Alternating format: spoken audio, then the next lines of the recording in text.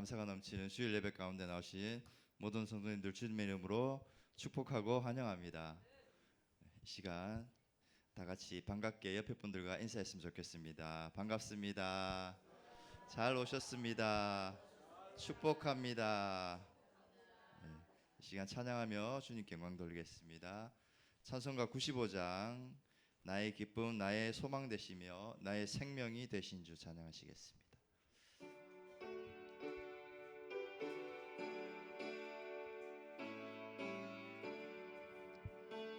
나의 기쁨 나의 소망 되시며 나의 생명이 되신 주 밤낮 불러서 찬송을 드려도 늘 아신 마음 뿐일세 나의 사모하는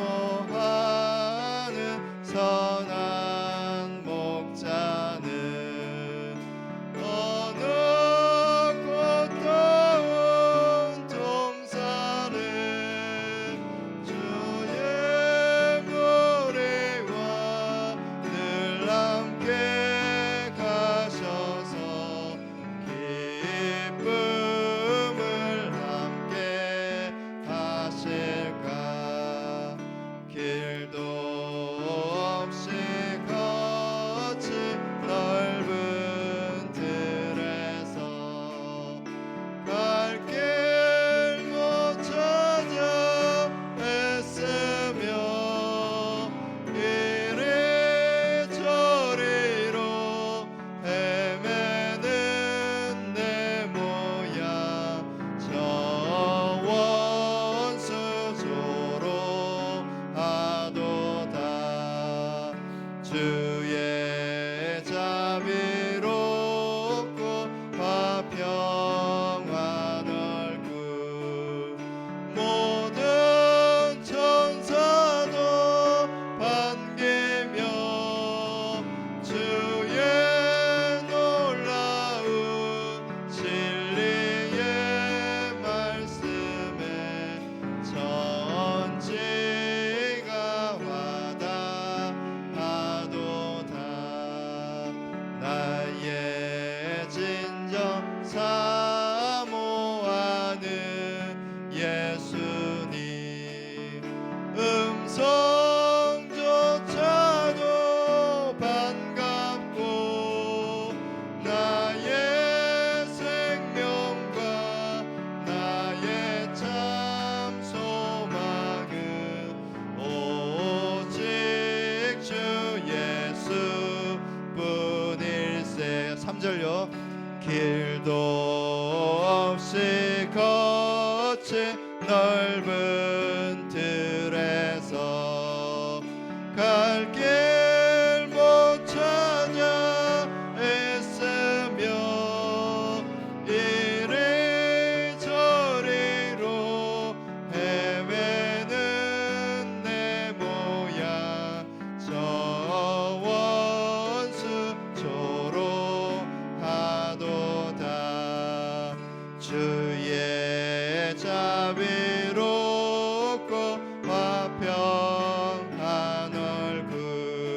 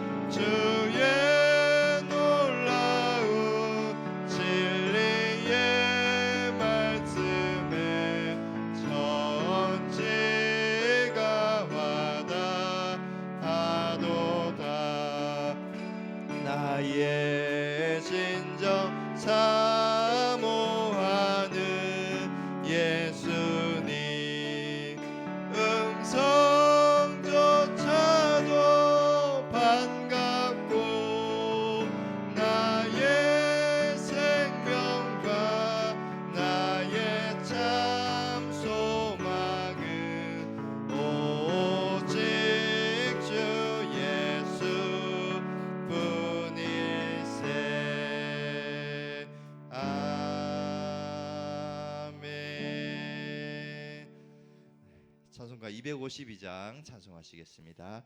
나의 죄를 씻기는 예수의 피밖에 없네.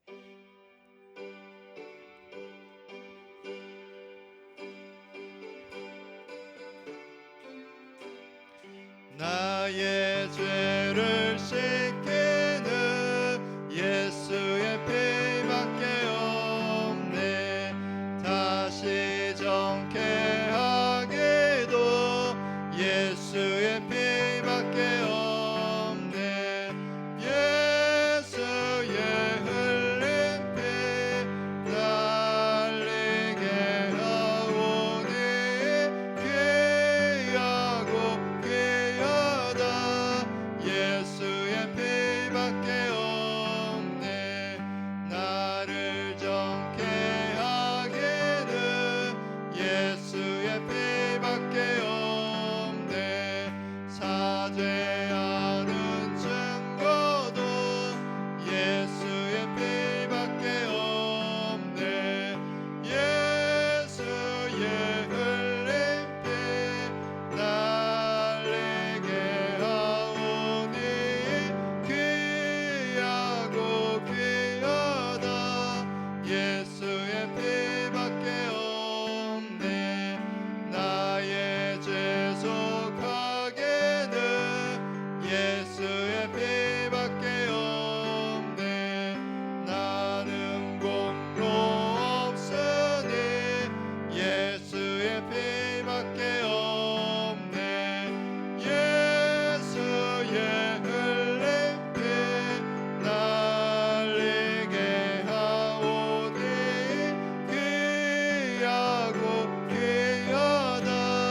예수의 피밖에 없네.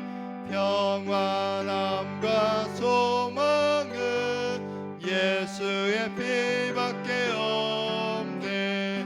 나의 의는 이것뿐 예수의 피밖에 없네. 예수의 흘린 피 날리게 하오니 귀하고 귀하다. 예수의 피밖에 없네. 영원토록 내 할 말 예수의 피밖에 없네. 나의 찬미 제목은 예수의 피밖에 없네. 피 날리게 하오니 귀하고 귀하다. 예수의 피밖에 없네. 아멘.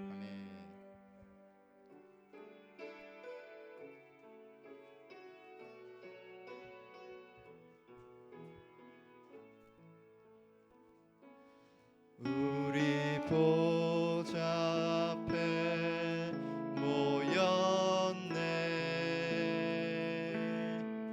함께 주를 찬양하며 하나님의 사랑 그 아들 주셨네. 그의 피로 우린 구원받았네. 십자가에서 쏟으신 그 사랑 강같이 온 땅에 흘러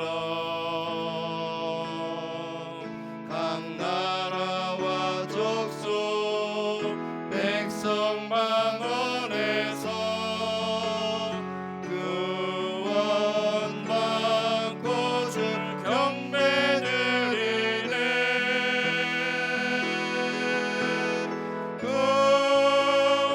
구원하시는 보좌에 앉으신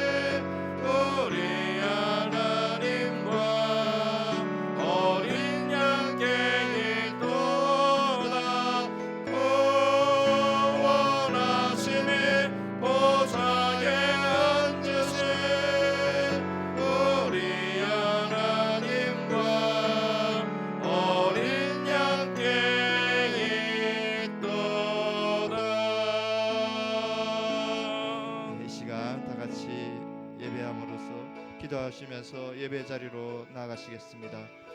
사랑이 많으신 하나님 아버지 감사합니다. 우리를 향한 하나님의 무한한 사랑과 오늘도 거룩하고 아버지 복된 하나님의 주일을 긍휼을 허락하여 주셔서 힘입어 거룩한 우리가 오늘도 성전에 나와 하나님 앞으로 주님 앞에 나옵니다. 예배드리게 하시니 하나님, 우리의 모든 감사를 부끄러움과 드립니다. 이 시간 연약함들, 한 주간도 우리 안에 가득했던 저희들의 삶 죄악과 속에서 교만한 함께하여 마음들과 주시고 이 시간 아버지 하나님, 예배 우리 안에 자리로 가득했던 나오게 불의하고 하시니 감사를 하나님 앞에 드립니다. 부끄러웠던 아버지 모든 하나님, 것들 저희들의 삶을 아버지 하나님 앞에 돌아볼 때 그대로 가지고 죄악 가운데 나왔습니다. 살아온 우리의 모든 저희들입니다. 죄악과 이 시간 우리 연약함을 예배를 예수 통해서 그리스도의 보혈로 우리의 씻어 잘못을 정결케 하여 회개하는 주시고 귀한 예배 이 시간 되게 다시금 하여 믿음의 주시옵소서. 담력으로 오직 하나님의 주 은혜의 예수님의 보좌 보혈로 앞으로 나아가게 우리의 하여 죄를 주시옵소서. 깨끗하게 우리의 모든 씻으시옵소서. 연약함을 우리 간절히 긍휼히 여기시며 소망합니다. 아버지 예배 하나님께서 나온 우리를 성도님들 다시금 한번 기쁘게 진행 받아 기억하여 주실 줄 주시옵시고 믿고 그 예배가 은혜를 향하여 온전히 힘있게 주님께 다시 한번 주 진정한 앞으로 예배자들이 나아가는 다 되게 하여 믿음의 주시옵소서. 결단함과 목사님 은혜를 말씀을 사모하는 통해서 갈급함과 우리의 마음이 주의 뜻 앞에 변화되고 순종하고자 하는 그 말씀을 결단함으로 통해서 예배하는 자가 한 주간도 되게 하여 승리할 수 있는 주시옵소서. 저희들 주를 통해 예배할 때에 우리를 방해하는 것들과 우리 안에 다른 모든 것들을 내려놓고 오직 살아계신 하나님만을 사모하며 오직 주께만 예배하는 귀하고 복된 이 한 시간이 되게 하여 주옵소서. 성령 하나님께서 우리를 주장하여 주시옵소서. 주님.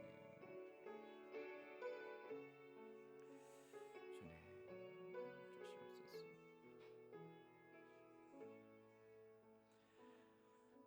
다 함께 묵상 기도하심으로 6월 셋째 주일 오전 예배 시작하겠습니다.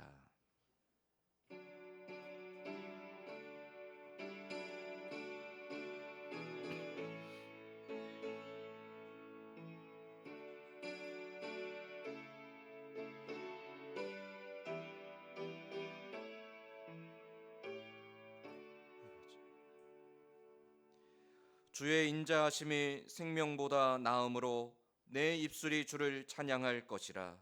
이러므로 나의 평생에 주를 송축하며 주의 이름으로 말미암아 나의 손을 들리이다. 하나님은 영이시니 예배하는 자가 영과 진리로 예배할지니라. 아멘.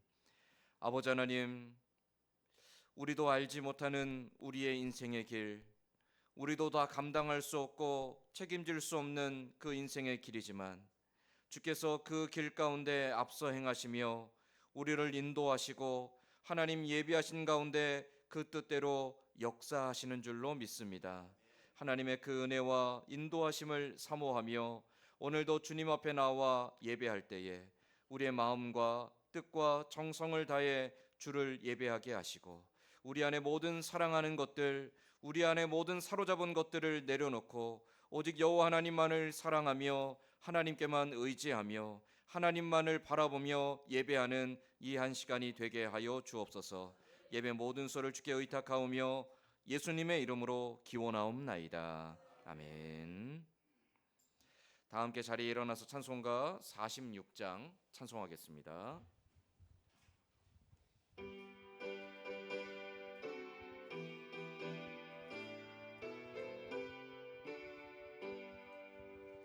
이날은 주님 정하신 참 기쁜 날일세에 온 천하 만민 주 앞에 다 찬송하여라. 주 오늘 부활하시고 사망을 이겨내 구주를 믿는 성도들 그 복음 전하세. 만왕의 왕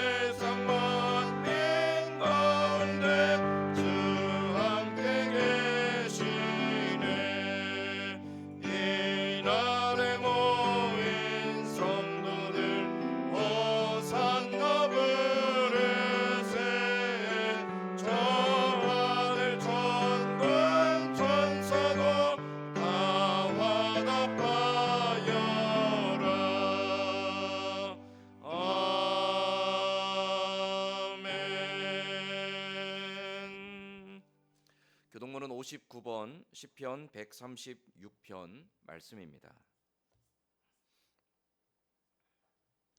교동문 59번 시편 136편 말씀입니다.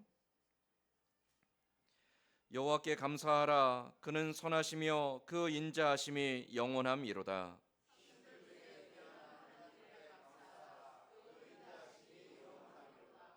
주들 중에 뛰어난 주께 감사하라. 그 인자하심이 영원함이로다.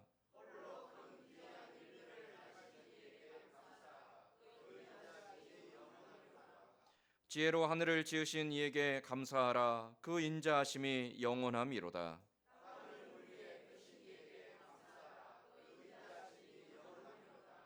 큰 빛들을 지으신 이에게 감사하라. 그 인자하심이 영원함이로다.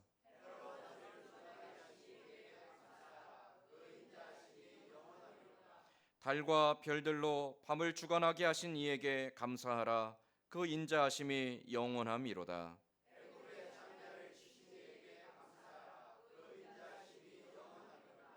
이스라엘을 그들 중에서 인도하여 내신 이에게 감사하라. 그 인자하심이 영원함이로다. 그 인자하심이 영원함이로다. 아멘. 사도신경으로 신앙 고백하겠습니다. 전능하사 천지를 만드신 하나님 아버지를 내가 믿사오며 그 외아들 우리 주 예수 그리스도를 믿사오니 이는 성령으로 잉태하사 동정녀 마리아에게 나시고 본디오 빌라도에게 고난을 받으사 십자가에 못 박혀 죽으시고 장사한 지 사흘 만에 죽은 자 가운데서 다시 살아나시며 하늘에 오르사 전능하신 하나님 우편에 앉아 계시다가 저리로서 산자와 죽은 자를 심판하러 오시리라. 성령을 믿사오며 거룩한 공예와 성도가 서로 교통하는 것과 죄를 사하여 주시는 것과 몸이 다시 사는 것과 영원히 사는 것을 믿사옵나이다. 아멘. 다 자리에 앉아서 찬송가 364장 함께 찬송하겠습니다.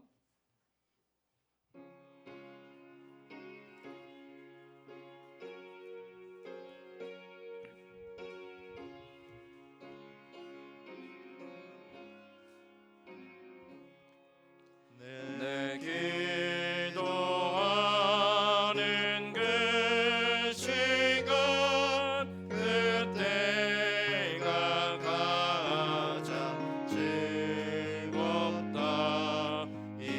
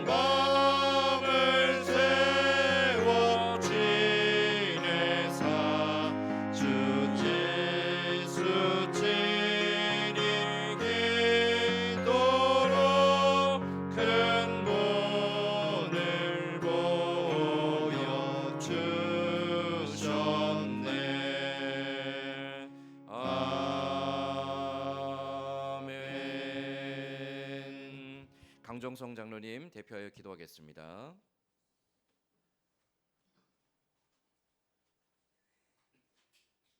아버지 하나님 감사합니다. 복된 날, 거룩한 날 주심으로 우리 선진교회 아버지 하나님, 우리 성도님들 복된 주의를 지키며 예배하게 주신 하나님의 은혜를 감사합니다. 아버지 하나님, 이 6월 달도 셋째 주일을 맞이하였습니다. 우리 성도님들 아버지 하나님 가정가정을 늘 함께해 주시고 아버지 하나님 백마에나 모든 곳에서 주님의 손길이 임하게 하여 주시옵소서. 날로 날로 아버지 하나님 세약해가는 우리 선진교회 우리 성도님들 이제 연세도 많아져 갑니다. 아버지 하나님 세월은 유수와 같이 흘러 아버지 하나님 우리 교회도 50년이 지났습니다. 하나님 이곳에 선진교회를 세워주신 우리 하나님 감사합니다. 하나님 아버지 하나님 이곳에 많은 심령들이 많이 몰리게 해주시고 주님 앞에 나와 예배하기를 기뻐하는 심령들이 많아지게 하여 주시옵소서. 아버지 하나님 귀한 사자 목사님 붙들어 주시고 아버지 하나님 한 일주일 동안도 기도하며 연구하며 애쓰신 목사님 그 입술의 모든 한마디 한마디 말씀이 우리의 심령 폐부를 찔릴 수 있는 이한 시간 말씀이 되게 하여 주시옵소서. 아버지 말씀은 귀하고 달고 오모한 말씀입니다. 아버지 말씀을 떠나서 아버지 하나님 어디를 피하겠습니까? 요나가 아버지 하나님 낯을 피하여 다시 서로 도망가다가 아버지 하나님 끌려들었습니다. 하나님 이러한 아버지 요나 같은 심령이 우리 선진교회에 하나도 없게 하여 주시옵소서. 하나님의 말씀은 참되고 옳으며 아버지 하나님 말씀 가운데 늘 생활하게 해주시고 우리가 아버지 말씀을 떠나 어디를 피하여 가겠습니까? 아버지 하나님 이곳에 선진교회를 세워주시고 우리들을 구원하여 주신 그 은혜를 감사합니다. 이 선진교회가 날로 날로 부흥발전되게 해주시고 많은 심령들이 모여들게 하여 주시옵소서. 아버지 하나님 이 나라 민족을 기억하여 주시고 아버지 하나님 우리나라는 이 38선이 잘려 지금도 저 희북에서는 칼을 갈고 있습니다. 하나님 복음으로 통일되게 하여 주시옵소서. 아버지 하나님의 도움이 없이는 이 나라가 아버지여 통일되지 않습니다. 하나님 손에 매여 있습니다.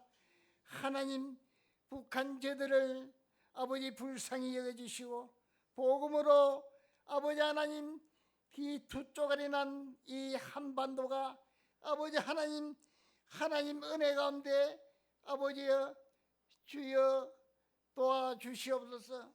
아버지 하나님 아버지 또 우리나라를 보호해 주시고 새 정부가 들어섰습니다.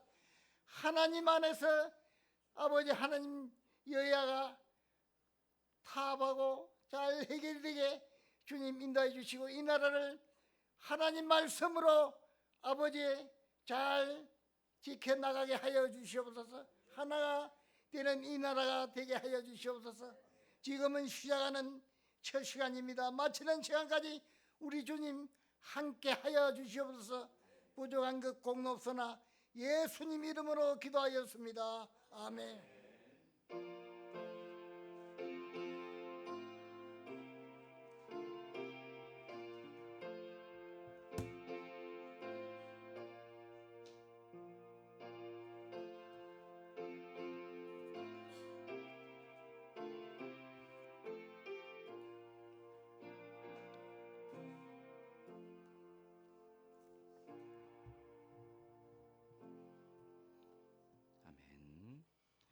오늘 우리 같이 읽을 하나님 말씀은 구약성경 느헤미야 3장 1절에서 5절까지 말씀입니다.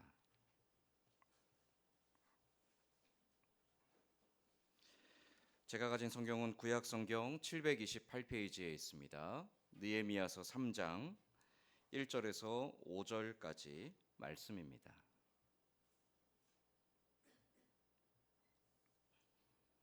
느헤미야서 3장 1절에서 5절까지 말씀, 저와 여러분이 돌아가며 한 절씩 교독하겠습니다.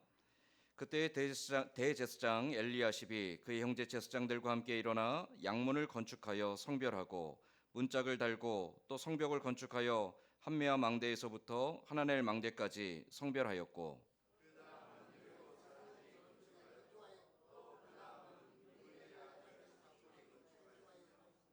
어문은 하스나와의 아들 자손들이 건축하여 그 들보를 얹고 문짝을 달고 자물쇠와 빗장을 갖추었고,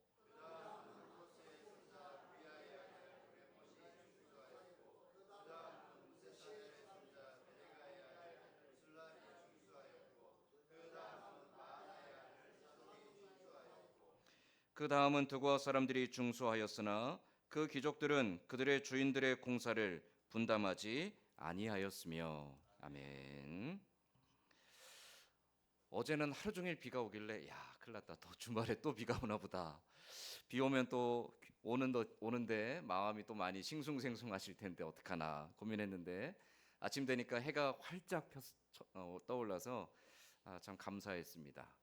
여러분도 서로 만나니까 기쁘고 반갑고 감사하시죠?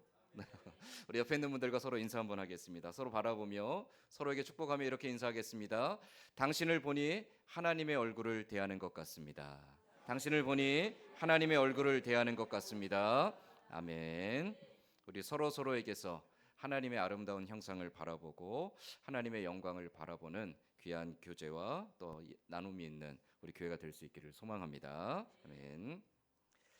누가복음 10장에 보면 예수님께서 마리아와 마르다 자매의 집에 방문하신 장면이 기록되어 있습니다.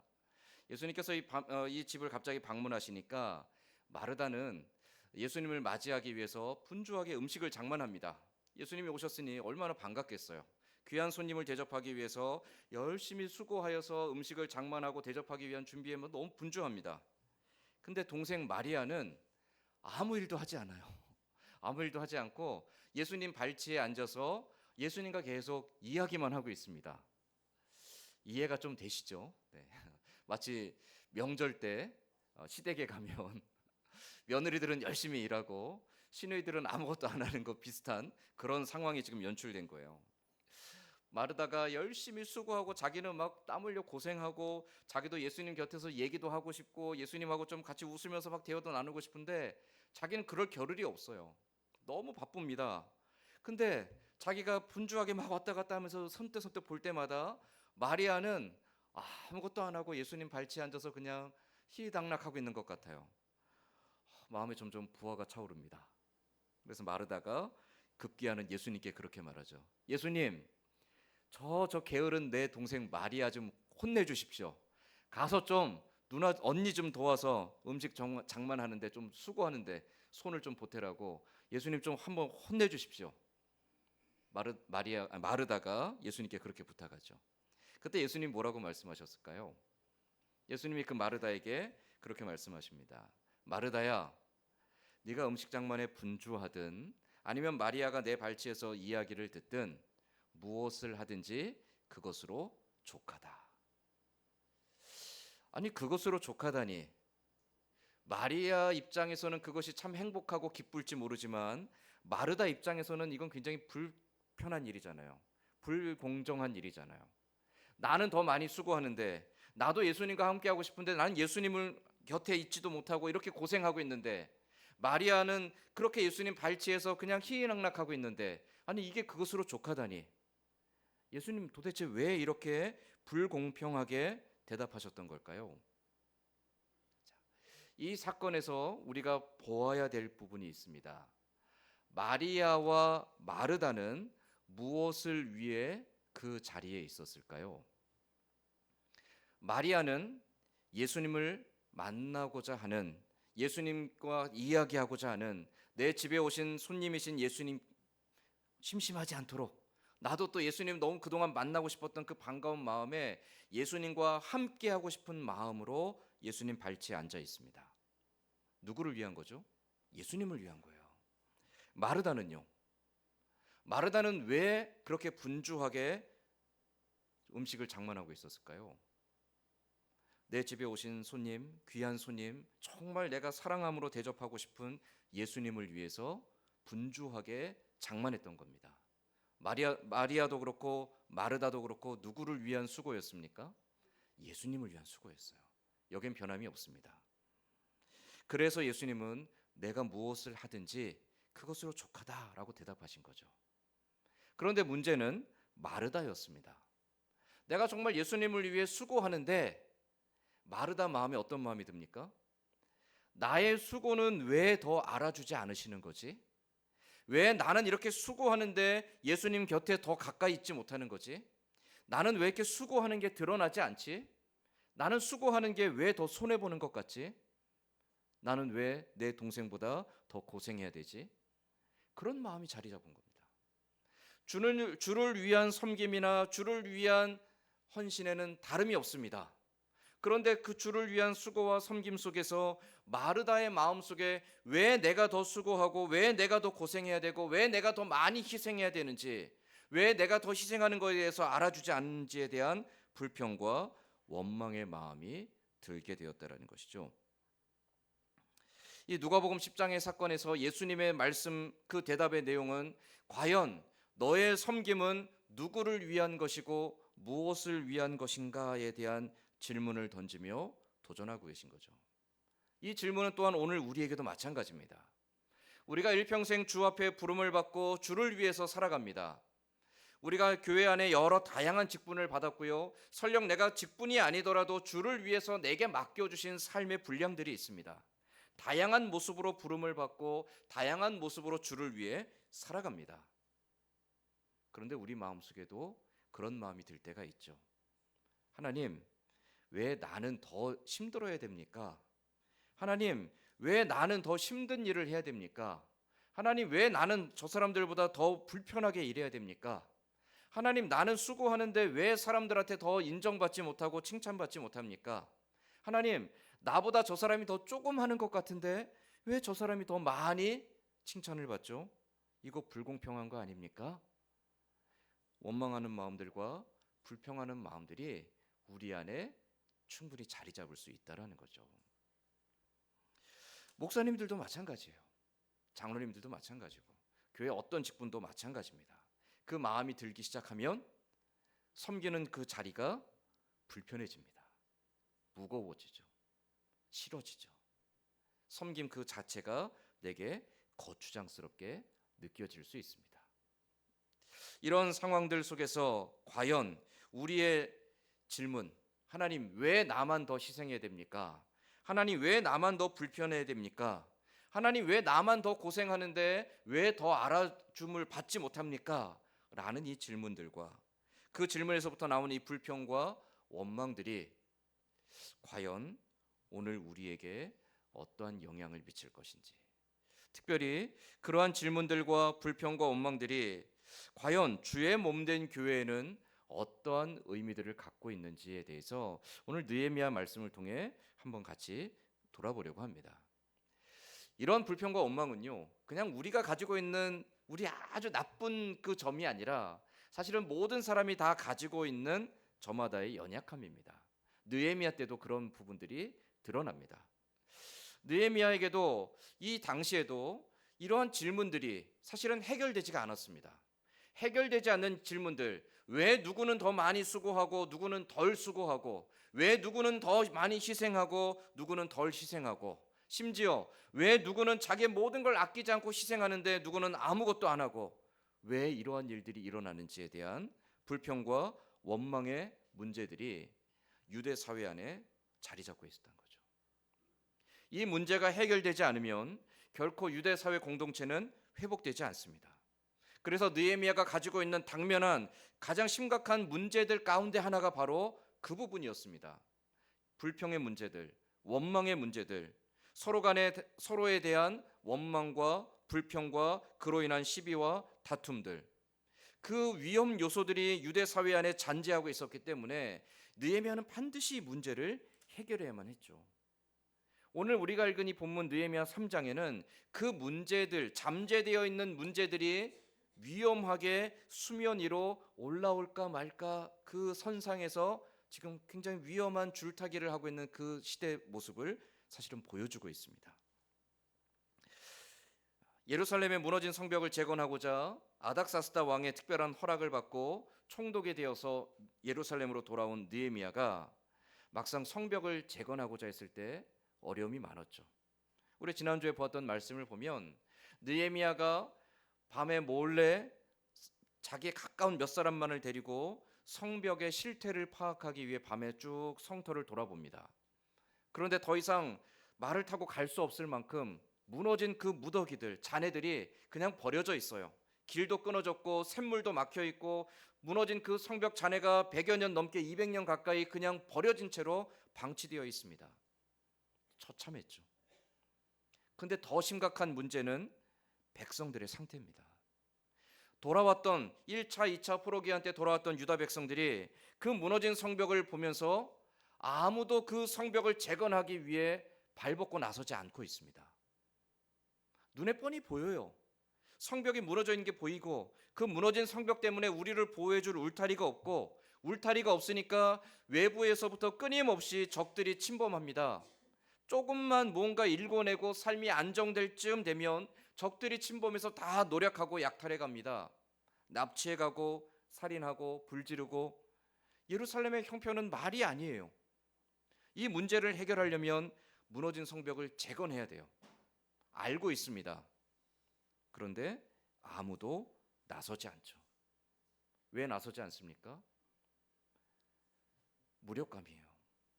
해도 안 된다라는 거죠. 한두 번 해본 게 아니라는 거예요. 지난 140년 동안 한두 번 시도한 게 아니라는 거죠. 근데 해도 안 된다라는 거예요. 우리가 할 때마다 대적들이 일어나서 방해하고 우리가 뭔가 조금 더 시도해서 힘을 모아서 힘을 합쳐서 세워보려고 하면 대적들이 이내 음해하고 모함하고 왕의 명령으로 금지시키고 그런 일들이 한두 번이 아니었어요. 실패의 경험들이 반복되니까 해도 안 된다라는 무력감이 유대 사회에 팽배했던 겁니다. 느헤미야가 와서 이 성을 재건하자 했을 때 백성들의 마음은 여전히 똑같습니다. 그거 해도 안 됩니다. 그거 우리가 모르는 줄 아십니까? 우리가 안 해본 줄 아십니까? 얼마나 많이 시도해봤는데 우리 조상 때부터 계속 했는데 그거 안 되는 겁니다. 손대지 마십시오. 그냥 차라리 버려두는 게 낫습니다. 그게 지금 백성들의 상태죠. 그런 백성들을 향해서 느헤미야는 자기가 어떻게 왕의 술 맡은 관원에서 이곳 총독으로 예루살렘까지 오게 되었는지, 총독으로 이곳에 예루살렘 올 때까지 하나님이 어떻게 역사하셨고 하나님이 이 일을 이루기 위하여 어떻게 왕의 마음을 움직이셨는지, 그 하나님께서 어떤 일들을 약속하셨고 그 일들을 위해 어떻게 일하실 것인지 느헤미야는 백성들에게 하나님의 역사와 약속을 다시 한번 상기시켜 줍니다. 그 말을 들은 백성들이 비로소 그래, 우리가 비록 지금까지 실패했지만 다시 한번 일어나자라는 마음의 결의를 가지고 백성들이 힘을 합쳐서 예루살렘 성 재건하는 일에 동참합니다. 우리가 읽었던 3장 말씀을 보면 이 일에 가장 먼저 앞장선 사람은 대제사장 엘리야십입니다. 당시에 예루살렘 성전의 대제사장이었던 엘리야십이 누구보다 앞장서서 느헤미야의 말에 가장 먼저 앞장서서 성 재건하는 일에 나서게 됩니다. 그리고 그 뒤를 이어서 그의 형제들과 제사장 가문에 속한 사람들이 성을 재건하는 일의 한 부분을 도맡습니다. 그 모습을 보며 백성들이 하나 둘 모이기 시작합니다. 제사장 가문의 그 모범을 보면서 백성들 하나 둘 각각 자기가 맡을 부분들, 나는 이 부분을 맡겠습니다. 나는 성에 또 이 부분을 맡겠습니다. 각각 맡은 부분들을 감당하며 성을 재건하는 일들에 동참하게 돼요. 뒤에 보면 오늘 이 느헤미야 3장 말씀은 그 성 재건하는 일에 참여했던 집안 사람들에 대한 이야기들만 쭉 기록하고 있습니다. 이렇게 하여서 52일 만에 그 무너졌던 성이 완공됩니다. 200년 가까이 버려져서 시도하지 못했던 그 일이 불과 52일 만에 완성되죠. 백성들이 정말로 그야말로 그 52일 동안 자기의 모든 생업을 포기하고 그 일에 전념하며 정말 사람이 할 수 있는 힘 그 이상의 초인적인 희생과 헌신을 통하여 이 일을 마침내 이루어냈다라는 것이죠. 그 기록들이 느헤미야 3장의 기록들입니다. 그런데 이 성을 재건하는 과정들, 이 성 재건하는 일에 동참한 사람들의 기록들 가운데 좀 의아하고 특이한 부분이 하나 등장을 합니다. 우리가 읽었던 마지막 5절 말씀인데요. 자, 5절 말씀에 보면 그 다음은 드고아 사람들이 중수하였으나 그 귀족들은 그들의 주인들의 공사를 분담하지 아니하였으며, 이 성의 한 부분을 드고아 지방의 사람들, 드고아는 예루살렘 남쪽에 약 10km 정도 떨어진 지역입니다. 예루살렘 가까이 있는 지역이에요. 그러면서 이 예루살렘과 또 밑에 게셈이라는 민족 사이의 중간 지대에 거주하고 있는 사람들입니다. 이 드고아 지방의 사람들이 성 재건하는 일의 한 부분을 담당하였습니다. 그런데 5절 하반절에 보면 드고아 사람들이 이 성 재건하는 일에 열심히 동참하여 희생하였는데 그들 가운데 귀족들은 이 일을 하지 않습니다. 나쁜 사람들이죠. 이상한 사람들이죠. 이게 남조차고 하는 일이 아니라 우리조차고 하는 일이잖아요. 우리 공동체를 회복시키자고 하는 일이잖아요. 우리를 위해서 우리가 다 같이 희생하고 헌신하여 이 일에 동참하고 있잖아요. 그런데 유독 드고아 지방의 귀족들은 이 일에 동참하지 않습니다. 그들이 그들의 주인들의 공사를 분담하지 아니하였다라고 했는데, 이 주인들은 당시 이 모든 일을 주관하고 있는 느헤미야를 말합니다. 그런데 더 근본적으로는 느헤미야를 통해서 일하시는 하나님을 말합니다. 이스라엘의 참된 주인 되시는 하나님, 유다의 참된 주인 되시는 하나님, 그 하나님께서 무너졌던 공동체를 회복시키고 그곳 가운데 하나님의 나라를 다시금 회복시키기를 원하시는데, 그 하나님의 주인 되시는 하나님의 뜻을 드고와 귀족들은 기뻐 여기지 않았다라는 거예요. 그들이 공사를 분담하지 않았다라는 건 자기의 몫을 하지 않았다라는 겁니다. 소극적으로는 그 일을 그냥 건성건성했다라는 의미일 수도 있지만, 보다 적극적으로 그들이 분담하지 않았다라는 것은 이 일을 아예 외면했다라는 겁니다. 전혀 보태지 않았다라는 거예요. 물질로도 손으로도 정성으로도 어떤 것도 협력하지 않았다라는 겁니다. 왜 그렇다면 드고와 귀족들은 이 일에 동참하지 않았을까요? 모든 백성들이, 느헤미야 3장 보면 모든 백성들이 한 마음으로 일에 동참합니다. 희생합니다. 이 일에 한 사람도 빠짐없이 모두가 다 기쁜 마음으로 헌신합니다. 그 52일의 시간 동안 그들이 자기의 가정도 버리고요, 생업도 버립니다. 여러분, 52일 동안 아무것도 안 하고 공사하는 일에만 매달렸다? 어떻게 되겠습니까? 내 가족들의 생계는 누가 책임집니까? 그 52일 동안 남겨져 있는 내 가족들은 누가 지킵니까? 언제 어디서 대적들이 찾아와서 또 해를 끼칠지 모르는데 그 가족들을 다 버려두고 52일 동안을 성 재건하는 일에 매진했습니다. 그런데 왜 드고아의 귀족들은 이 일에 동참하지 않았던 걸까요? 물론 성경에는 그 이유를 정확하게 기술하고 있지 않습니다. 그러나 당시의 상황이나 이 느헤미야서 앞뒤 부분들의 내용들을 보면 미루어 짐작할 수 있는 내용이 몇 가지가 있습니다. 첫 번째는 이 드고아라는 지방이 아래 게셈 민족과 경계를 맞대고 있다고 그랬죠. 느헤미야서 2장 19절 말씀을 보면 느헤미야가 성을 재건하고자 했을 때 그 성 재건하는 일을 적극적으로 방해하며 모함하며 바사 왕에게 고발한 사람들 가운데 하나가 게셈 민족입니다. 예루살렘 성이 재건되면, 그리고 유다 사회가 다시금 공고해지면 그 경계를 맞대고 있는 게셈 민족들은 자기들이 지금까지 원할 때 가서 침범해서 빼앗고 약탈하고 노력할 수 있었던 것들이 제한됩니다. 불편해지는 거죠. 자기들에게 있던 이익이 사라지게 되는 겁니다. 그 게셈 민족은 예루살렘 성 재건한 일을 적극적으로 방해하던 사람들입니다. 그런데 그 게셈 민족과 경계를 맞대고 있는 게 드고아입니다. 만약 성을 재건하는 일이 계속 진행되면 게셈 민족이 반드시 공격해 올 것이고, 그 공격해 올 때 가장 큰 피해를 직접적으로 입게 되는 것이 드고와 지방입니다. 드고와 귀족들은 그것을 계산할 수밖에 없었습니다. 이 역학관계, 이 정치적인 관계를 생각하지 않을 수 없었다라는 거죠. 전쟁이 나면 또다시 피해를 보는 건 우리고, 이 일이 진행되어질 때 게셈 민족의 공격으로부터 가장 큰 손해를 보는 건 우리인데 우리가 이 일에 동참할 수 없다라는 거죠. 어떻게 보면 당연히 이해될 수 있는 부분입니다. 드고와 귀족들은 그래서 이 일에 적극적으로 참여하지 않을 뿐만이 아니라 오히려 반대하는 입장에 섰던 것이죠. 우리가 얻게 될 손해, 우리가 받게 될 피해, 우리가 겪게 될 그 어려움들을 생각하니까 유다 공동체가 회복되는 것보다도 우리의 피해를 막는 게 우선이다라고 여겼던 거예요. 그래서 드고와 귀족들은 참여하지 않았고, 그들의 반대로 드고와 귀족들은 이 일에 기록이 남은 겁니다. 그들은 이 일에 분담하지 않았다라고. 이해할 수는 있지만 그들의 행위는 공동체 전체를 놓고 보면 이기적인 거죠. 나의 이익을 지키기 위해 공동체 전체를 지키는 그 일에 동참하지 않는 모습들. 하나님의 백성들이 하나님의 역사를 이루고 하나님의 나라를 회복하는 일에 얼마든지 이러한 모습을 보일 수 있다라는 것을 드고와 귀족들이 보여주고 있습니다. 또 하나, 드고와 귀족들이 성을 재건하는 일에 참여하지 않았던 또 하나의 이유가 있습니다.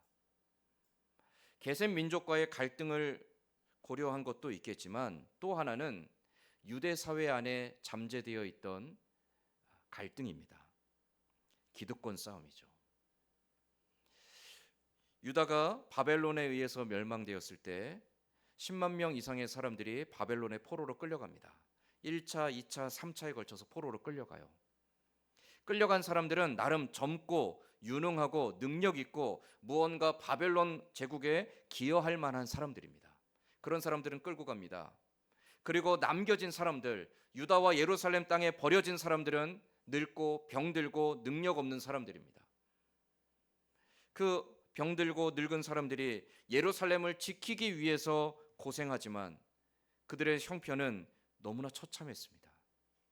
바벨론의 포로로 끌려간 이후에 포로 생활 가운데 듣게 되는 예루살렘의 형편은 모든 것이 무너지고 불탄 채로 버려졌을 뿐만이 아니라 기근과 그로 인한 가난이 그들에게 극심하게 찾아왔고, 시체들이 길거리에 널브러져 있고 그 병자들이 길거리에서 누구의 돌봄도 받지 못한 채로 버려져 있는 모습들이었습니다.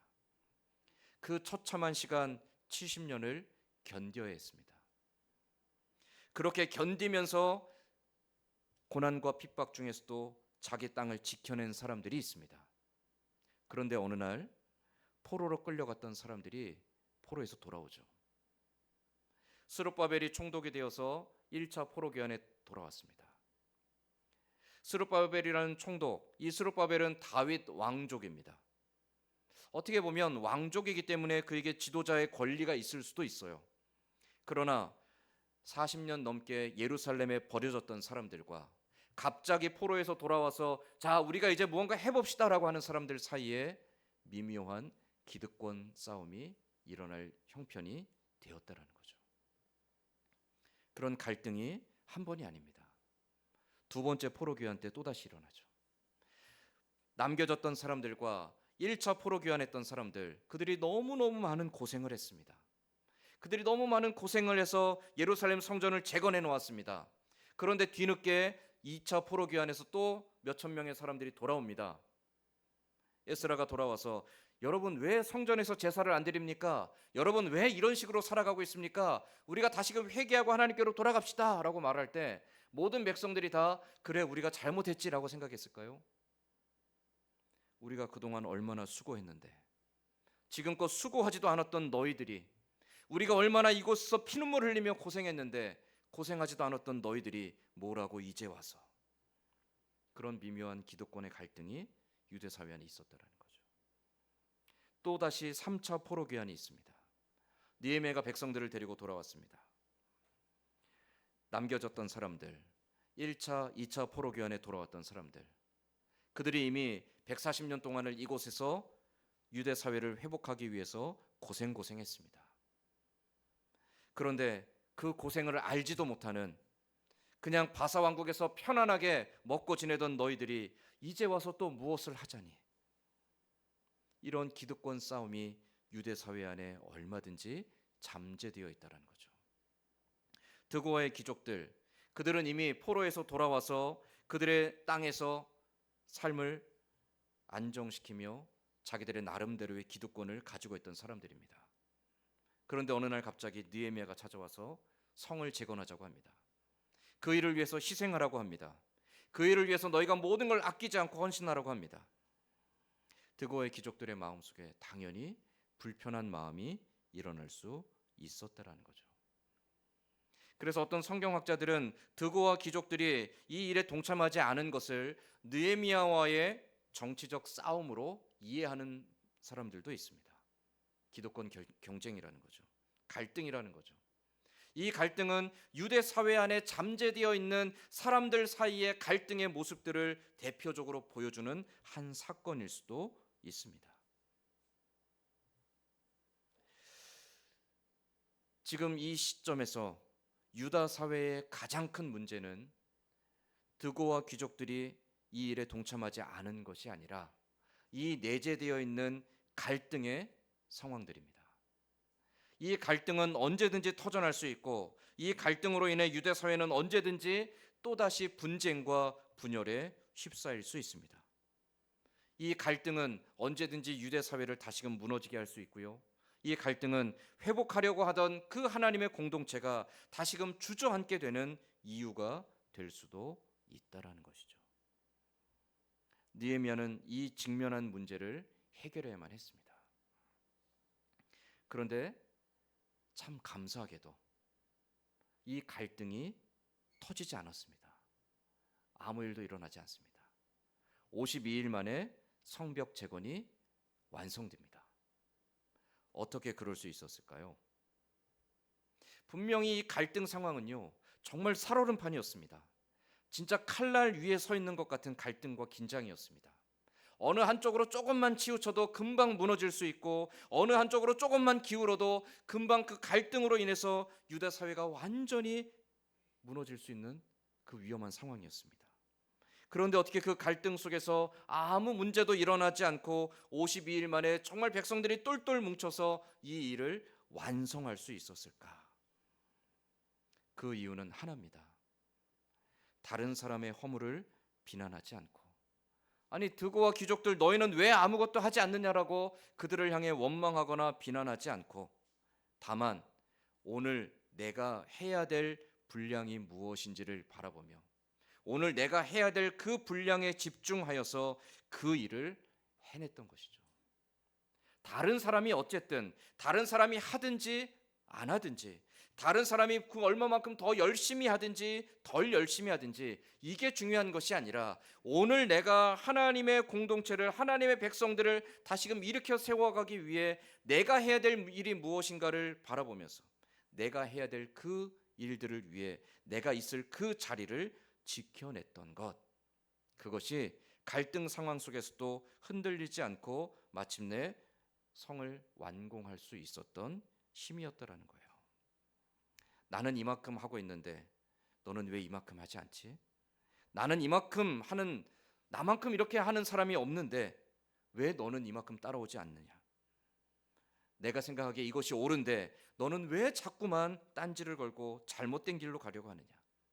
사람들을 향해 원망과 비난과 한탄과 저주하는 것이 아니라 다만 우리가 나아가야 될 길과 그 가운데 내가 해야 될 분량에 집중하며 내가 지켜내야 될 자리를 지켜냈던 것이 갈등을 이겨낼 수 있는 비결이었다라는 것이죠. 이것은 주의 몸된 교회에도 마찬가지입니다. 빌립보서 2장 13절과 14절 말씀에 바울은 빌립보 교회에 이렇게 말씀하고 있어요. 빌립보 교회는 사실 지금 갈등하고 있는 교회거든요.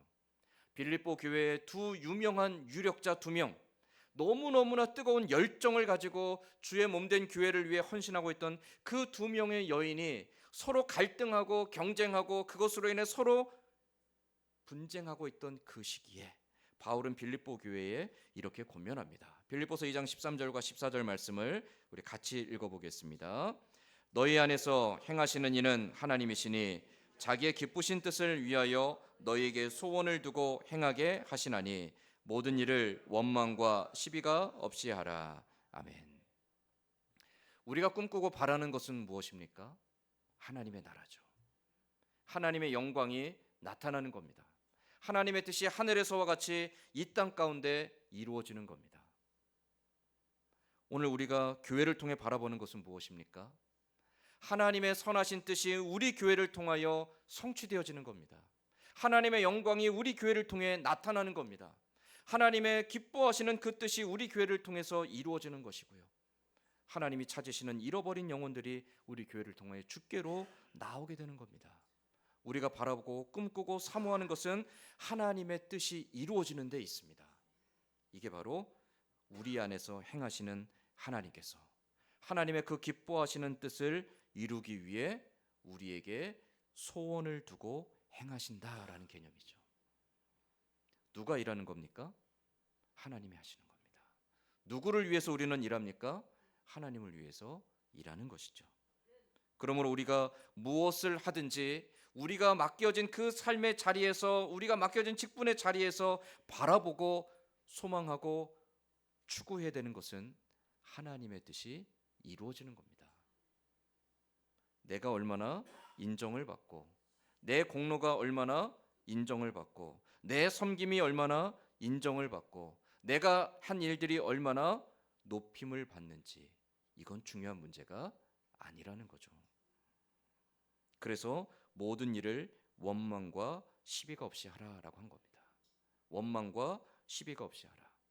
누구를 향하여 원망하지도 말고, 누군가에게 원망받을 만한 일도 하지 말고, 누군가가 잘했는지 잘못했는지 시비를 걸지도 말고, 왜 더 많이 하는지 덜 하는지에 대하여 그것에 대하여 핀잔하거나 정죄하지도 말고, 다만 내가 하나님 앞에 서서 나는 어떤 모습인지, 나는 어떻게 섬기고 있는지, 나는 무엇을 하고 있는지, 나는 누구를 향해 가고 있는지를 내 자신을 바라보라는 겁니다. 주의 몸된 교회에는 다양한 사람들이 있습니다. 고향도 다르고요, 배운 지식도 다르고요, 성격도 다르고요, 하나님을 만난 경험도 다릅니다. 내가 하나님을 만나고 그 안에서 가지고 있는 꿈과 소망도 다 다릅니다. 우리의 기도 제목도 다르고요, 우리의 정치 성향도 다르고요, 우리가 추구하는 신앙의 색깔도 다 다릅니다. 다양한 사람이, 똑같은 사람은 별로 없습니다. 다양한 사람이죠. 그 다양한 사람들이 함께 모여서 그리스도의 몸을 세워가는 겁니다. 쉽겠습니까? 어렵겠습니까? 어렵습니다. 어렵습니다. 어려운 정도가 아니라 정말 어렵습니다. 불가능에 가깝습니다. 그런데 하나님께서 가능케 하시죠. 사람의 생각으로 하면 불가능합니다. 사람의 열정으로 해도 불가능합니다. 사람의 능력으로 해도 불가능합니다. 안 됩니다. 그러나 빌립보서 교훈처럼 우리 안에 그 기쁘신 뜻을 두고 행하시는 하나님을 바라보고, 남을 향한 원망과 시비가 아닌 하나님 앞에서의 나의 모습을 바라보며 섬김의 자리에 서 있으면 가능하다라는 것이죠. 교회는 경쟁하는 곳이 아닙니다. 교회는 나와 다른 사람들을 차별하고 박대하는 곳이 아닙니다. 나와 다르기 때문에 밀어내고 그 사람들을 비난하고 정죄하고 혐오하며 차별하는 곳이 아닙니다. 교회는 모든 편견을 깨트리고 차별과 혐오의 벽을 허물어버리고 하나님 안에서 하나됨을 추구하는 교회가 돼야만 합니다. 여러분, 흑인은 구원받을 수 있을까요? 이건 무슨 말도 안 되는 질문이죠. 흑인은 하나님 나라 갈 수 있습니까? 당연히 갈 수 있죠. 그렇죠? 일본 사람은 하나님 나라 갈 수 있습니까? 이건 무슨 말도 안 되는 질문입니까? 당연히 가죠. 최근까지도 물론 우리가 미국을 참 우리에게 고마운 나라고 복음에 우리에게 굉장히 큰 은혜를 끼친 나라이긴 한데요. 미국이 가진 굉장히 안 좋은 부분 가운데 하나가 차별이 아직도 남아 있습니다. 미국뿐만이 아니라 여러 서구권의 이 백인 문화권의 유색 인종에 대한 차별이 아직도 남아 있습니다. 미국 사회에 아직도 흑인이 갈 수 없는, 유색 인종이 갈 수 없는 교회들이 있습니다. 백인이 아니면 우리 교회의 일원으로 받아주지 않는 교회들이 아직도 존재합니다. 말이 안 되죠? 이건 교회가 아니에요. 이게 외국의 문제가 아닙니다. 우리나라도 마찬가지죠. 우리도 항상 어떤 일정한 조건을 가지고 있습니다. 그 조건에 충족되지 않으면 우리 교회에 들어올 수 없다라는 나름대로의 편견과 선입견이 한국 교회에 굉장히 팽배합니다. 여러분, 우리나라에 장애인이 몇 명이나 될까요? 일반적인 통계로 보면 우리나라의 장애인은 전체 인구의 약 10%가량이 됩니다. 우리 주변에서 장애인을 얼마나 보시죠? 보기 힘들죠. 왜 보기 힘들까요? 장애인들이 밖으로 나오는 것을 싫어하기 때문입니다. 못 나오게 합니다. 우리 사회가 장애인들이 사회에서 활동하는 것 자체를 굉장히 싫어합니다. 그래서 장애인들이 밖으로 나오질 못합니다. 가장 심한 곳이 어딜까요? 교회입니다.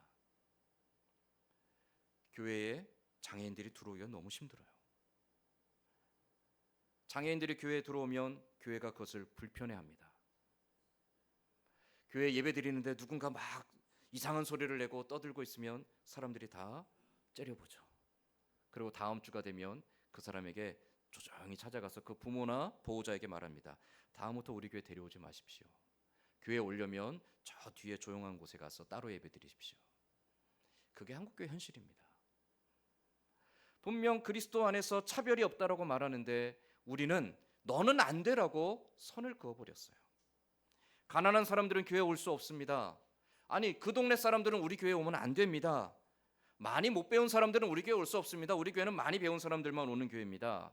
우리 교회는 이러한 성향의 사람들만 모여 있습니다. 우리 교회는 이런 꿈을 가진 사람들만 있습니다. 여기에 동참하지 못할 것 같으면, 이 자격을 갖추지 못할 것 같으면 여러분 우리 교회 오면 안 됩니다라고 선을 그어버리는 것이 교회 안에 너무 팽배하다라는 것이죠. 도무지 뛰어넘을 수 없는 차별과 편견의 벽이 교회를 너무나 든든하게 감싸고 있습니다. 차별과 편견을 넘어서 그것이 나와 맞지 않는 사람들을 향한 혐오와 비난과 공격이 되고 있습니다. 그게 하나님이 기뻐하시는 교회의 모습은 아니라는 거죠. 우리는 어떨까요? 우리가 어떤지를 보려면 가장 쉬운 질문이 그겁니다. 우리 교회는 새 가족이 와서 등록하고 정착하기에 쉬운 교회입니까? 어려운 교회입니까? 제가 지금까지 듣기로 참 감사한 건 새 가족이 우리 교회에 와서 등록하신 분들 가운데 우리 교회가 참 좋았다라는 분들만 들었습니다. 참 감사해요. 새 가족이 처음 방문했을 때 너무너무 불편한 교회들이 있습니다. 계속 눈치를 줘요. 그 사람이 우리 교회에 맞는지 안 맞는지 쫙 스캔을 합니다. 교회 딱 들어오면 교회 입구에서부터 저 사람의 옷 입은 모습, 저 사람의 행색, 저 사람의 걸음걸이, 말투, 행동 이런 것들을 쭉 살펴봅니다. 그러면서 이 사람이 우리 교회에 들어올 만한 사람인지 아닌지를 미리 입구에서부터 판단하죠. 이 사람이 우리 교회에 오면 참 좋을 것 같다 싶으면 앞에서부터 굉장히 친절합니다. 이 사람을 위해서 정말 상냥하고 다정하게 모든 걸 다 대접해 줍니다. 근데 이 사람이 우리 교회에 별로 유익이 되지 않을 것 같아요. 그러면 차갑습니다. 그 사람이 오든지 말든지. 한국 교회의 그런 모습들이 굉장히 팽배합니다. 우리도 모르는 사이에 우리가 만들어 놓은 틀이 너무나 강력합니다. 이런 사람은 교회에 와도 되고, 이런 사람은 교회에 오면 좀 불편하고, 돈 없는 사람은 교회 좀 안 왔으면 좋겠고, 좀 병 있는 사람은 좀 안 왔으면 좋겠고, 좀 세상에서 좀 잘 나가지 못하는 사람들은 안 왔으면 좋겠고, 좀 잘 나가는 사람이 오면 와 너무 좋다, 너무 잘 됐다, 저 사람 때문에 너무 우리 잘 됐다, 그런 말들이 교회에서 일어나고 있다는 게 얼마나 부끄러운 모습인가 생각해 본다라는 거죠. 교회는 어떤 곳입니까? 수고하고 무거운 짐진 자들이 편안하게 주를 만나기 위해 찾아오는 곳입니다. 나보다 일을 못한 사람일지라도 그를 위해서 기뻐하며 박수 쳐줄 수 있는 곳이 교회입니다. 나보다 더 희생하지 못한 사람이 있을지라도 그를 위해서 더 많이 칭찬해주고 그를 위해서 더 많이 그를 위로해주는 곳이 교회입니다. 내가 남들보다 더 많이 수고한 것 같고 내가 남들보다 더 많이 희생한 것 같고 내가 남들보다 더 많이 고생한 것 같을지라도 그것으로 인해 원망하는 것이 아니라 하나님 나에게 이렇게 더 많이 수고할 수 있는 은혜를 주시니 감사합니다라고 고백할 수 있는 곳이 교회입니다. 교회는 갈등과 경쟁을 통해 누가 더 잘 나가는지 누가 더 높은지 누가 더 많이 일했는지를 판단하는 것이 아니라 모든 사람이 한 마음으로 하나님을 바라보며 하나님 안에서 같은 마음으로 서로를 붙잡고 위로해 주는 곳입니다. 왜 우리는 이렇게 고생하는데 우리는 가정도 버리고 생업도 버리고 이렇게 수고하는데 드고와 귀족들 너희는 왜 아무것도 하지 않느냐라고 판단하고 정죄하는 것이 아니라 너희의 그 마음을 우리가 이해할 수는 없지만 비난하지 않겠다. 그 마음으로 하나님 내가 오늘 해야 될 분량 앞에 내가 순종하겠습니다라는 결단으로 자기의 일을 감당하는 그 유대 사회의 모습이 오늘 하나님 앞에 회복돼야 될 공동체의 모습이 어떠한가를 가르쳐주고 있다라는 것이죠. 교회는 우리 자신과 함께 믿음의 길을 가는 형제들과 또 세상을 향하여 모든 편견과 차별을 극복하고 그리스도 안에서 참된 사랑을 실현해내는 곳이 돼야만 합니다. 그럴 때 비로소 하나님이 기뻐하시는 아름다운 공동체, 하나님이 기뻐하시는 참된 그리스도의 몸이 될 수 있다라는 것이죠. 내 자신을 향해서, 우리 형제자매들을 향해서, 또 세상을 향해서 편견과 차별과 혐오를 갖는 한 교회는 하나님이 기뻐하시는 곳이 될 수 없습니다. 교회는 언제든지 열려 있는 곳이 되어야 됩니다. 누구든지 회개하고 주를 바라보고자 하는 자에게 교회는 언제든지 열려 있어야 합니다. 누구에게든지. 나와 맞지 않는 사람, 나와 다른 생각을 가진 사람, 나와 다른 열심을 가진 사람, 나와 다른 분량의 수고와 헌신을 하는 사람, 그들을 향해서도 열려 있는 마음을 가져야만 합니다. 그게 공동체입니다. 하나님은 우리가 그리스도의 몸된 교회가 되기를 원하십니다. 이를 위해 우리를 부르셨고 이를 위해 저와 여러분에게 수고하게 하셨습니다. 우리의 수고의 분량이 다를 수 있습니다. 그러나 그 모든 분량이 하나님께서 우리에게 맡겨주신 분량인 줄로 믿습니다. 다만 기뻐함으로, 다만 감사함으로, 다만 우리가 힘써 내게 맡겨주신 분량을 감당하며 다른 사람들을 차별하지 아니하고 편견을 두지 아니하고 혐오하지 아니하며 다만 그리스도 안에서 같은 마음을 품고 그리스도께서 우리를 사랑하고 용납하심과 같이 서로를 사랑하고 용납함을 통해 하나님이 기뻐하시는 교회를 세워가는 우리 모두가 될 수 있기를, 또 그러한 우리 선진교회가 되기를 주의 이름으로 간절히 소망합니다. 아멘. 기도하겠습니다.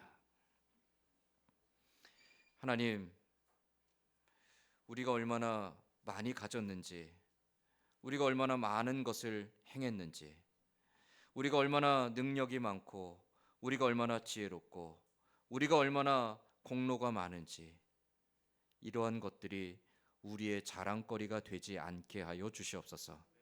우리의 자랑은 다만 나를 긍휼히 여기시고 사랑하사 나에게 하나님의 나라와 주의 몸된 교회의 동역자가 되게 하신 그 하나님의 말로 다할 수 없는 사랑과 은혜만이 우리의 자랑이 되게 하여 주시옵소서. 그러하기에 우리가 다른 사람들을 향해 원망하거나 불평하거나 편견을 두고 차별하거나 혐오하거나 미워하지 않게 하시고 그리스도의 사랑으로 서로를 대하게 하시며 그리스도의 사랑으로 서로에게 헌신하게 하시고 섬기는 자가 되게 하여 주시옵소서. 진실한 사랑의 섬김을 통해 하나님이 기뻐하시는 참된 공동체, 주의 몸된 교회를 세워가는 우리 모두가 되기를 소망하며 예수님의 이름으로 기도드리옵나이다. 아멘. 우리 함께 찬송가 465장 찬송하며 준비한 헌금 하나님께 봉헌하겠습니다.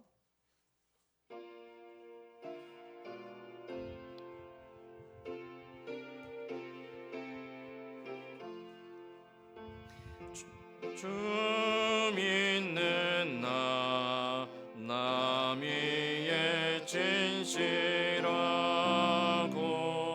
날 보는 자 위에서 정결코 담대하여 이 세상 환난 중에 나 영감이 늘 승리하리라. 나 영감이 늘 승리하리라. 저 원수도 내 참된 친구 삼고 남 주면서 행한 일이 주리. 연약한 나 늘 온유 겸손하여 늘 섬기며 기쁘게 살리라. 늘 섬기며 기쁘게 살리라. 늘 바빠도 나 힘써 기도하며 주와 함께 늘 교제하리라. 주 가신 길 그 발자취를 따라 믿음으로 늘 살게 하소서.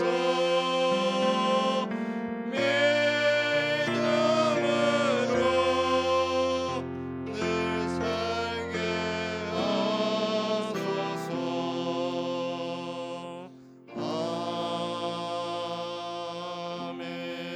아멘. 기도하겠습니다. 하나님 감사합니다. 우리가 무엇이간데 주께서 우리를 사랑하시고 우리가 무엇이간데 주께서 우리의 삶의 형편을 돌아보시며 다 구하지 못하고 또 받을 만한 능력도 자격도 없음에도 하나님 예비하신 좋은 것들로 날마다 때마다 채워주시고 만족해 하시니 감사합니다. 하나님 그 은혜에 감사하며 오늘도 주님 앞에 나와 예배할 때 우리의 마음과 뜻과 정성을 모아 아버지 앞에 준비한 예물 드립니다. 우리의 믿음의 고백을 담아 또 주 앞에 작정한 바대로 드려지는 예물이 하나님의 나라와 주의 몸된 교회와 주의 영광을 위해 귀하게 사용되어질 수 있도록 선한 양심으로 또한 선한 지혜로 인도하여 주시옵소서. 드린 손길들 또한 드리고 싶지만 더 드리지 못한 손길까지 기억하시며 그 손과 가정과 생업의 터전 위에 날마다 함께 하시는 하나님으로 인해 감사와 기쁨의 찬송이 늘 넘쳐나는 귀하고 복 있는 삶 살게 하여 주옵소서. 함께 하심을 감사드리며 예수님의 이름으로 기도드리옵나이다. 아멘. 기도하겠습니다. 우리 주 예수 그리스도의 은혜와 하나님 아버지의 크신 사랑하심과 성령의 감화 감동 교통하시는 은혜가 우리가 바라보는 것이 나의 영광과 자랑이 아니요 오직 하나님의 기뻐하심과 그 뜻이 이루어지는 것에 있기에 다만 하나님 앞에 감사하는 자로 겸손히 섬기는 자로 살아가게 하여 주시되 다른 사람들을 향하여 편견과 차별이 없이 다른 사람들을 그리스도를 사랑하듯이 사랑하며 아름다운 사랑으로 하나 되어지는 귀한 주의 몸된 교회를 함께 세워가기 원하는 고개 숙인 모든 주의 백성들 위에와 이 자리에 함께하지 못한 사랑하는 성도들과 멀리 타지에 나가 있는 가족들 위에 오늘도 영육간의 연약함 속에서 하나님의 위로와 치료와 회복의 은혜를 구하는 주의 백성들과 선교지에서 복음 들고 수고하는 선교사님들과 북녘 땅의 우리 동포들 그리고 이 나라 민족과 우리 교회 위에 이제로부터 영원토록 함께 있을지어다. 아멘.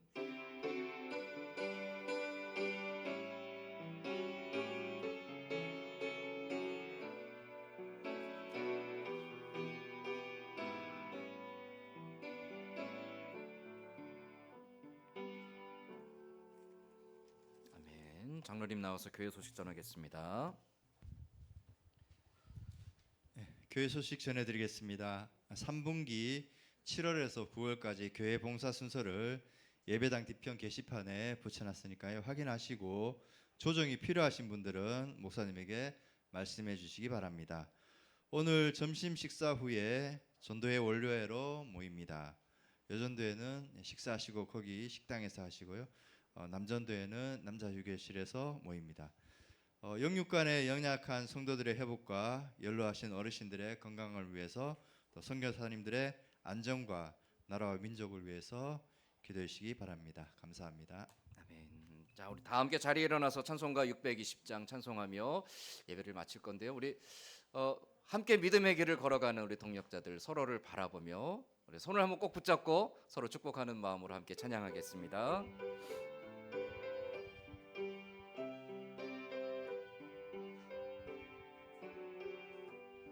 여기에 모인 우리 여기에 모인 우리